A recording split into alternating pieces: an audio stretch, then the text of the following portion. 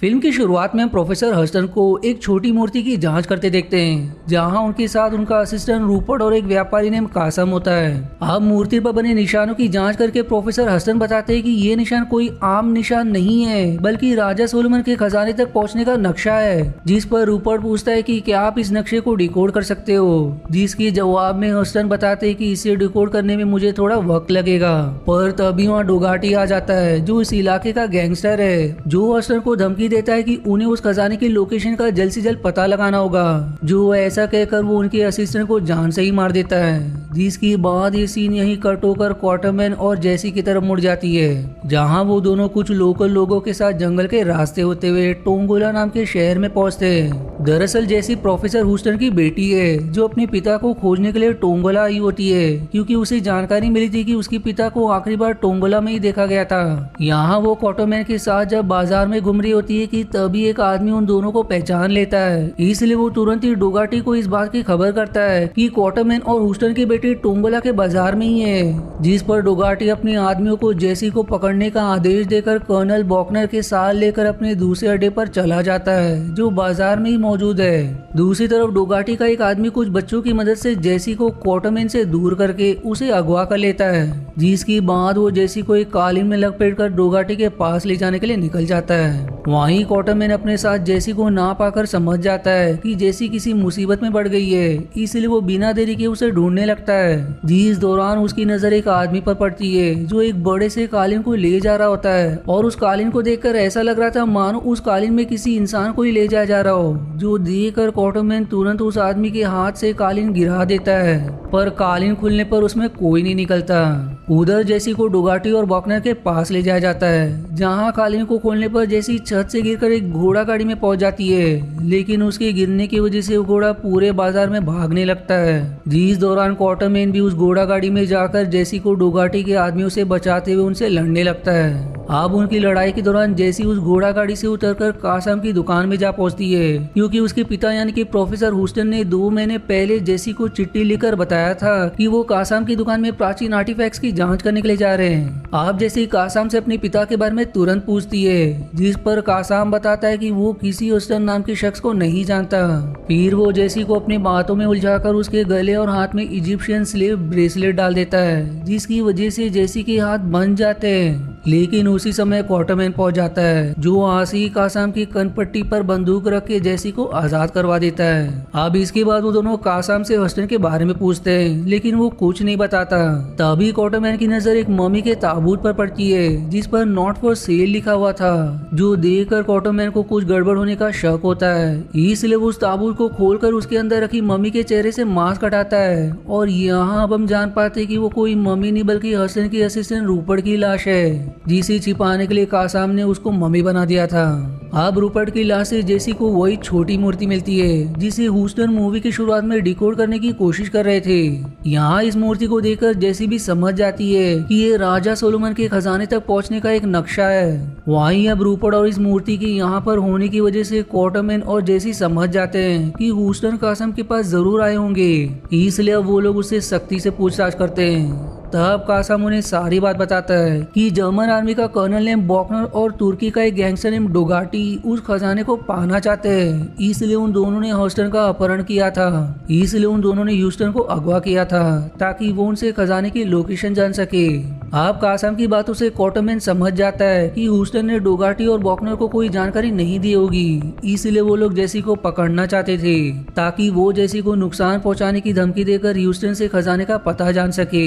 इधर उन लोगों की बातों के दौरान कासम के हाथ एक बंदूक लग जाती है, इसलिए वो बिना मौका गवाए क्वार्टरमैन और जेसी पर गोलियां चलाने लगता है। जिसके जवाब में क्वार्टरमैन अब एक डायनामाइट में आग लगाकर कासम की तरफ फेंकता है। तभी कासम की दुकान में डोगाटी और बॉकनर भी आ जाते हैं, लेकिन उनका दुर्भाग्य कि उसी समय डायनामाइट में विस्फोट हो जाता है, जिसमें कासम तो मारा जाता है, लेकिन डोगाटी और बॉकनर दूर जा गिरते हैं, जबकि क्वार्टरमैन और जेसी को वहां से भागने का मौका मिल जाता है। अब आगे हम वापस से बॉकनर और डोगाटी को देखते हैं, जो प्रोफेसर ह्यूस्टन को टॉर्चर करते हुए ये धमकाते हैं कि यदि उसने बर्मुडा पहुंचने से पहले खजाने की लोकेशन नहीं बताई तो उसका अंजाम बुरा होगा।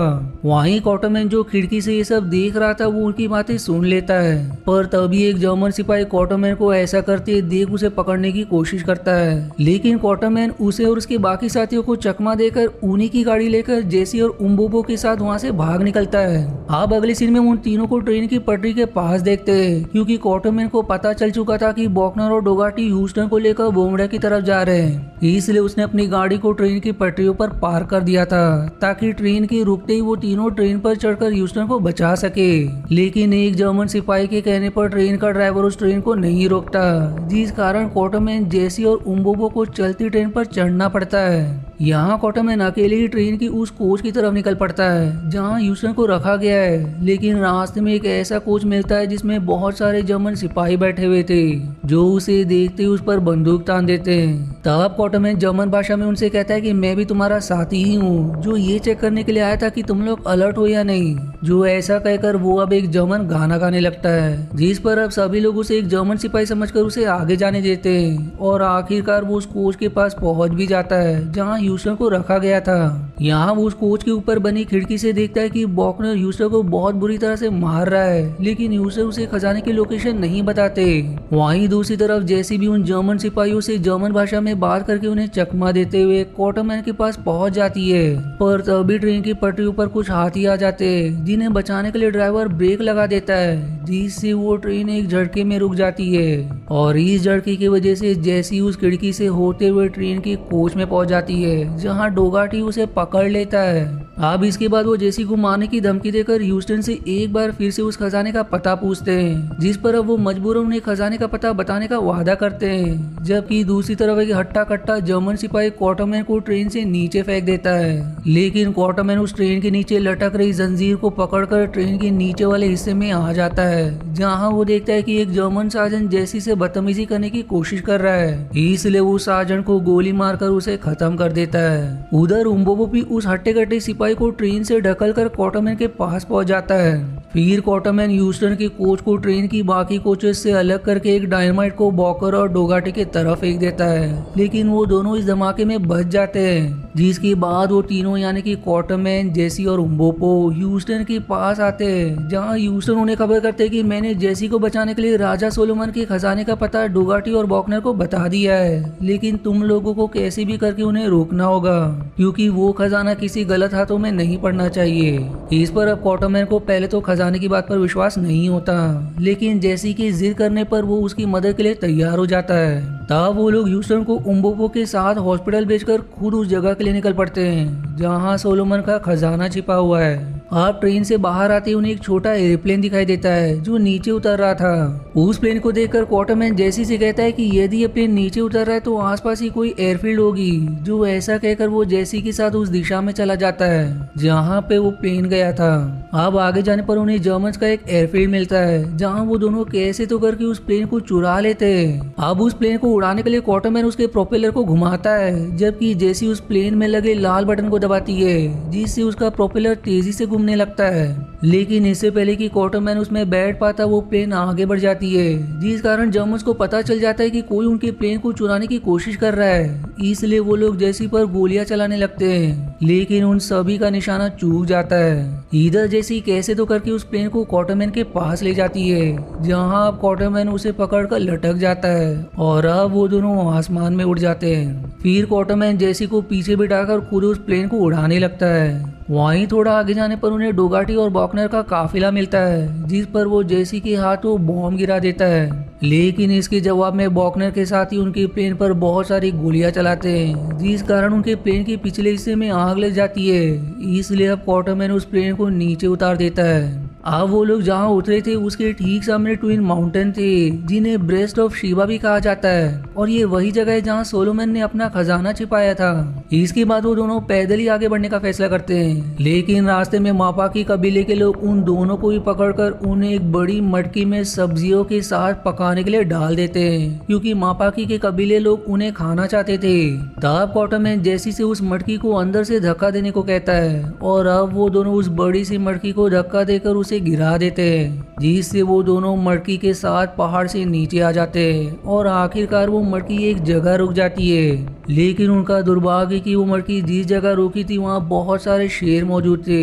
अब इससे पहले कि वो शेर उन्हें नुकसान पहुंचा पाते, वहाँ डोगाटी और बॉकनर अपने साथियों के साथ आकर मापाकी कबीले के लोगों को गोलियों से भून देते हैं। वहीं गोली चलने की आवाज सुनकर सभी शेर भाग निकलते हैं। तब कॉटरमैन और जैसी मौके का फायदा उठाकर ट्विन माउंटेन की तरफ फिर से निकल पड़ते हैं। लेकिन रास्ते में अब उन्हें ओबुगवा कबीले के लोग पकड़ लेते हैं, पर इस कबीले के लोग उन्हें नुकसान पहुंचाने के बजाय उनकी मदद करते हैं। दरअसल ओबुगवा कबीले के लोग पेड़ पर उल्टा लटक कर आ करते थे, क्योंकि उन्हें दुनिया का तौर तरीका पसंद नहीं था, इसलिए उन्होंने दुनिया से उल्टा चलने का फैसला किया और तब से वो लोग हमेशा पेड़ों पर लटक कर उल्टा रहने लगे। और फिर इस कबीले के लोग जैसी को हीरे का एक ताज पहना देते हैं। पर थोड़ी देर बाद वहाँ डोगाटी और बॉकनर अपने साथियों के साथ आकर ओबुगवा कबीले के लोगों पर गोलियां चलाने लगते हैं, जिसके जवाब में वो लोग भी उनके साथियों को जान से मारते हुए जेसी और कॉटरमैन को उस जगह तक पहुंचा देते हैं जहां से आगे जाने पर उन्हें सोलोमन के खजाने का गुफा मिलेगी। अब यहाँ कॉटरमैन और जेसी देखते हैं कि उनके सामने ठीक वैसी ही मूर्ति है जैसी मूर्ति उन्होंने कासम की दुकान में देखी थी, यानी कि वो लोग खजाने के बहुत करीब है। अब यहाँ वो दोनों उस मूर्ति को देखकर खुश हो ही रहे थे कि तभी गागुलो कबीले के लोग उन्हें भाले की नोक पर बंदी बनाकर अपनी रानी के पास ले जाते हैं, जहाँ उनकी रानी कॉटरमैन को उल्टा लटकाकर मगरमच्छ को खिलाने की कोशिश करती है। पर उसी समय उम्बोपो अपने साथियों के साथ आकर गागुलो कबीले पर हमला कर देता है, जबकि कॉटरमैन अपने हाथ की रस्सी खोलकर मगरमच्छ से बच जाता है। वहीं जब उम्बोपो और उसके लोग गागुला कबीले पर हमला कर रहे थे तो उसी दौरान गागुलो के लोग जेसी को अपने साथ सोलोमन की गुफा में ले जाते हैं। अब इसके बाद डोगाटी और बॉकनर भी अपने साथियों के साथ उस गुफा में पहुंच जाते हैं, जहां बॉकनर डोगाटी को कई गोलियां मारकर खत्म कर देता है। वहीं उधर कॉटरमैन और उम्बोपो जेसी को किसी तरह बचाकर एक ऐसी जगह पहुंच जाते हैं जहां पानी में बहुत सारे पत्थर रखे हुए थे और उन्हीं पत्थर में एक ऐसा पत्थर भी था जिसमें लाल निशान बना हुआ था। तब कॉटरमैन बताता है कि यदि किसी ने भी इस लाल निशान वाले पत्थर पर पैर रखा तो वो मुसीबत में फंस जाएगा। इसलिए अब वो तीनों उस लाल पत्थर पर बिना पैर रखे आगे बढ़ते हैं, जहाँ एक बड़ी सी गुफा में उन्हें राजा सोलोमन की पत्नी यानी कि रानी शिबा की लाश नजर आती है, जिसे कुछ इस तरह से सुरक्षित रखा था कि उसकी लाश आज तक सड़ी ही नहीं थी। दूसरी तरफ बॉकनर डोगाटी के दो साथियों के साथ ऐसी जगह पहुंचता है जहाँ 3 रास्ते थे, इसलिए वो एक रास्ते में डोगाटी के साथियों को भेजता है, जहाँ पर एक विशालकाय मकड़ी उसे जान से मार देती है। तभी गागुला कबीले के लोग बॉकनर पर हमला करते हैं, जिन्हें वो अपनी गोलियों से मार गिराता है। वहीं उस तरफ कॉटरमैन और जेसी खजाने तक पहुंचकर बहुत सारे हीरो को अपने पास रख लेते हैं, जबकि इस तरफ बॉकनर भी पानी में रखे उन पत्थरों को पार करके खजाने वाली जगह तक पहुंच जाता है। लेकिन डोगाटी का आखिरी साथी गलती से वो लाल निशान वाले पत्थर पर पैर रख देता है, जिससे अब बहुत सारे पत्थर पानी के अंदर चले जाते हैं और फिर वो उस पानी में डूबकर मारा जाता है। अब आगे हम वापस से गागुला की रानी को देखते हैं, जो एक पत्थर को अंदर डालकर खजाने वाली जगह की दीवारी को नीचे कर देती है ताकि जेसी और कॉटरमैन मारे जाए, जहां गुफा की दीवार थोड़ा नीचे आकर रुक जाती है। तब खजाने वाले कमरे में अचानक से पानी भरने लगता है, जिसमें जेसी और कॉटरमैन डूब जाते हैं। लेकिन अब तक बॉकनर भी वहां पहुंच चुका था, जो खजाना पाने के लालच में उस खजाने वाले कमरे की दीवारों को डायनामाइट से ब्लास्ट कर देता है, जिससे कॉटरमैन और जेसी बच जाते हैं। इसके बाद बॉकनर उस खजाने को अपनी टोपी और जेब में भरने लगता है, जिस दौरान डोगाटी वहां आता है, जो अब भी जिंदा था, क्योंकि उसने अपने कपड़ों के नीचे लोहे की प्लेट लगा रखी थी ताकि वो दुश्मन की गोलियों से सुरक्षित रहे। अब यहाँ वो बॉकनर को हीरे निगलने के लिए मजबूर करता है, क्योंकि डोगाटी का प्लान ये था कि वो इस गुफा से बाहर निकलकर जैसे ही अपने इलाके में पहुंचेगा वैसे ही वो बॉकनर के पेड़ को फाड़कर सारे हीरे बाहर निकाल लेगा। दूसरी तरफ उम्बोपो गागुलो की रानी को मारने के लिए उसका पीछा कर रहा होता है, जहां उम्बोपो से बचने के चक्कर में गागुलो की रानी गलती से लावा में गिरकर मारी जाती है। वो अब जैसे ही लावा में गिरती है वैसे ही एक जोरदार धमाका होता है, जिस धमाके की वजह से कुछ पत्थर डोगाटी के ऊपर आ गिरते हैं, जो देखकर बॉकनर उसे कहता है कि मैं हॉस्पिटल में इन हीरो को बाहर निकलवा लूंगा, जो ऐसा कहकर वहां से चला जाता है। इधर कॉटरमैन, जेसी और उम्बोपो वापस से उन पत्थरों से होकर गुफा से बाहर निकल रहे होते हैं, पर तभी बॉकनर उन्हें बंदूक के नोक पर रोकते हुए उनके सारे हीरे की मांग करता है, जिस पर अब कॉटरमैन बड़ी चालाकी से अपने और जेसी की हीरो को लाल निशान वाले पत्थर के पास रखते हुए बॉकनर से कहता है कि तुम खुद ही इन हीरो को ले लो। इसलिए अब बॉकनर बिना कुछ सोचे समझे उस लाल पत्थर पर पैर रख देता है, जिससे अब काफी सारे पत्थर पानी में डूब जाते हैं और अब एक विशालकाय मगरमच्छ उसे कच्चा निकल जाता है। वहीं अब इस गुफा में हर तरफ से आग और लावा गिरने लगती है, जिससे क्वार्टरमैन, जेसी और उम्बोपो किसी तरह बचते हुए बाहर आ ही रहे थे कि रास्ते में डोगाटी उन पर हमला कर देता है, जो अब भी जिंदा था। तब डोगाटी और क्वार्टरमैन में लड़ाई होती है, जिस दौरान क्वार्टरमैन उसके शरीर में आग लगाकर उसे लावा में फेंक देता है, जिससे फाइनली डोगाटी का अंत हो जाता है।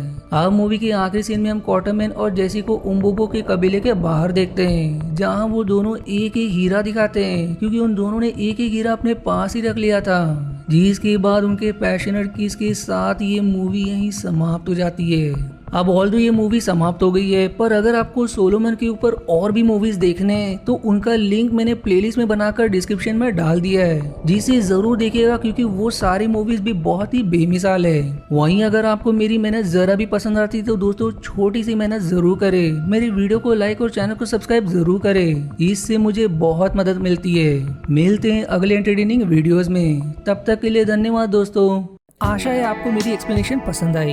यदि हाँ तो प्लीज वीडियो को लाइक करना और चैनल को सब्सक्राइब करके सपोर्ट करना ना भूलें। मिलते हैं अगले एक्सप्लेनेशन वीडियो में, तब तक के लिए धन्यवाद दोस्तों।